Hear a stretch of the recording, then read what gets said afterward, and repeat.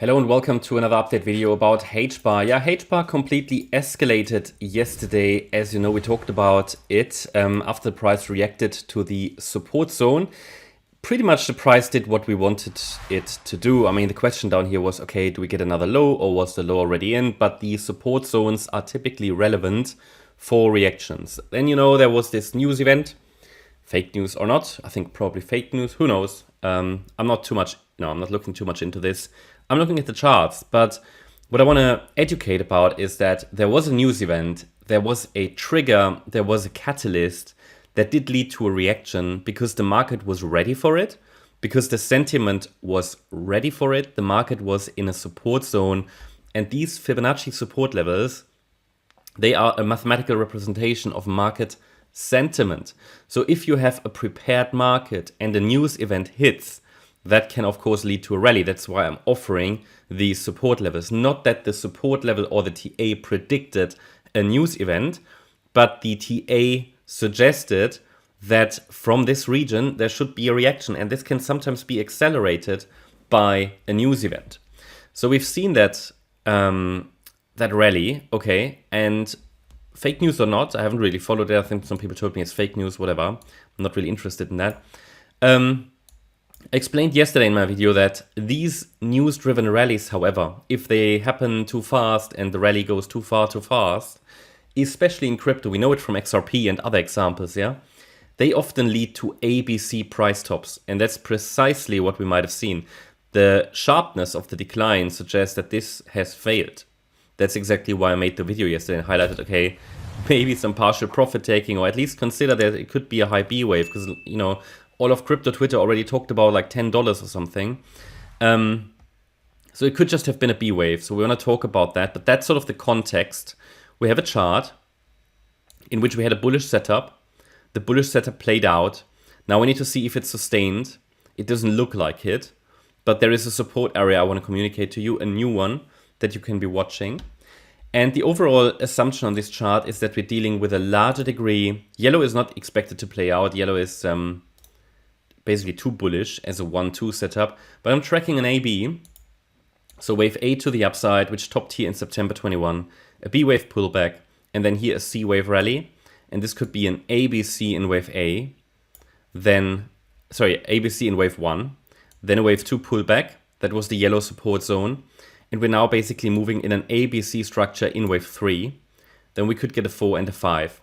And that can take us sort of into the $2 region if things go well, but that's too far out to trade for it, in my opinion. The next main area to watch is between 26 cents and 61 cents. We always have to take it level by level with these altcoins. Let's go to the 4-hour chart, take a look at the detailed structure, because there are a few potentials here how the market could unfold. So first of all, it is possible that this wave 2 bottomed actually, okay? So we talked about in yesterday's video, this pullback, this corrective pullback. 1 second, just need to shift that. It could have bottomed. Then this, ideally to the upside, to confirm that, would be an impulse. Well, it looks impulsive, but as always, you know, I gave you a micro count yesterday. As always, the 50% Fib level of the last rally needs to hold. This is clearly not a 5-wave move, it's only 3 waves. So to keep the impulsive count alive, we would need 2 more highs. But I think I suggested yesterday already that I'm questioning this because a 1-2-1-2 setup doesn't really look right in terms of proportions. So it looks more like an ABC. The foundation wasn't there. But either way, it could be, you know, it's valid. So to keep this impulsive count alive, it needs to hold 12.6 cents. A break below that increases what I was warning about, that it's just a high B wave, and it already looks as if it's going to fail, unless it does a U-turn right now. And this could happen, right? I mean, if you want to play for that, but, you know, I wouldn't. This is just, I think the rally might be done. Now, as long as we hold that, okay, the white micro count here could be followed further. That means we need 2 more highs, and it could reach, zooming out, could reach 26 cents possibly, yeah. So, but this at the moment, my spider senses, my B wave senses are activated. So it looks like a B wave.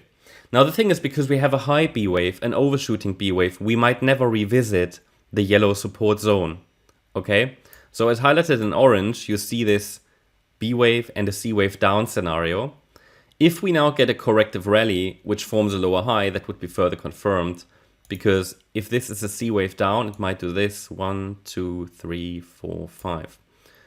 Something which will look very similar is the idea that the A wave might have topped already. And you're asking, okay, how can that happen? Well, that's possible because an A wave can be a 5-wave move or a 3-wave move, which is why it's difficult to trade diagonal patterns if you are looking for precision. Okay, if you're looking for precision, trading diagonals is extremely difficult. And especially touching a coin like that is extremely difficult because it's so fast. And diagonals are difficult because you're dealing with corrective subwaves in the subwave structures. A waves, more often than not, are 3-wave structures. So it could very well be that this is an A wave, and then we get a B wave pullback for a C wave rally. So the main question in the white count is the A wave a 3-wave move or a 5-wave move? The way it looks at the moment, it would be a 3-wave move. So it's really between, okay, it's wave A as a 3-wave move, we're now in a B wave pullback, or we are in the orange count and the wave 2 never finished. Now, funny enough, due to the high B wave, we might never enter the yellow support region again. So the 100% extension level is at 8.5 cents. That's actually in the lower orange support region, so it's pointing to that area. I just want to share or explain that it's possible that we dip into this support area but never revisit the yellow one.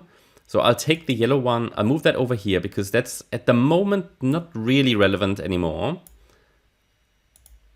Well, actually it is. I would keep it on the chart actually because it's still relevant. You know, you cannot rule out that this C wave, if it happens, is sharp. So we're basically looking at the scenario. If we break below 12.6 cents, it will clarify the chart.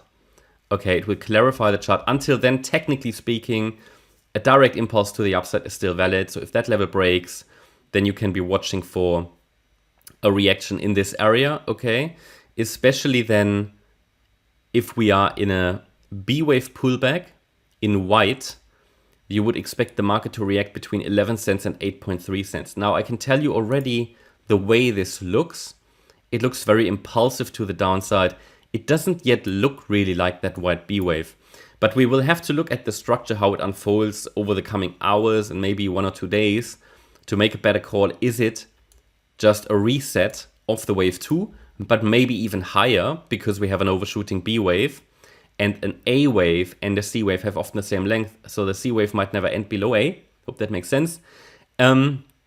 Or is it a corrective pullback? I can tell you already, it doesn't really look like a corrective pullback. It looks like pretty impulsive rejection. So it could be wave C. It could also just be wave A of B. So again, we need to be a bit patient here. But I think it's important to realize that there are 2 main support areas we could be watching there. Especially here, 12.6 cents is the key level.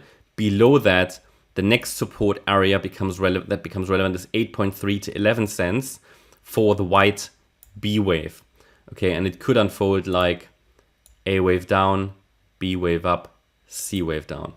So all I want to share is if we see a reaction here, maybe to this support area, or if it rallies a bit, and if it doesn't make a new high and it's just corrective, well, you might get a gentleman's exit, they call it, because it might then drop again, okay? But that would not change, and that's very important to realize, I think. That would not change the overall bullish assumption on the HBAR chart, okay? Which is to a degree questionable because we're dealing with a large ABC structure, but still, as long as we're in the bullish market, we have this bullish perspective that a C wave to the upside should unfold. So whether on the smaller time frame there was fake news and there was a bit of a fake out event, which we've often seen in crypto, which is why I highlighted yesterday exactly when we started the rally that it could just be a high B wave. So just prepare for it. I also don't have a crystal ball, right? But even if this was just a high B wave, it wouldn't really change much, okay? Not when you zoom out, okay? Yeah, I think that's sort of what we need to be, those levels are what we need to pay attention to. And If we turn around here before breaking below 12.6, I would be impressed. Then, and form a new high actually. I mean, a bounce is always possible, but if we form a new high, then we might just carry on with the impulsive count to the upside. That's my update about HBAR. Hope you liked the update. If you did, please hit the like button, leave a comment and subscribe. And if you really like the content, then please check out the channel membership. Also, make sure that you follow us on Instagram and Twitter for additional content. Thanks a lot for watching. Bye-bye.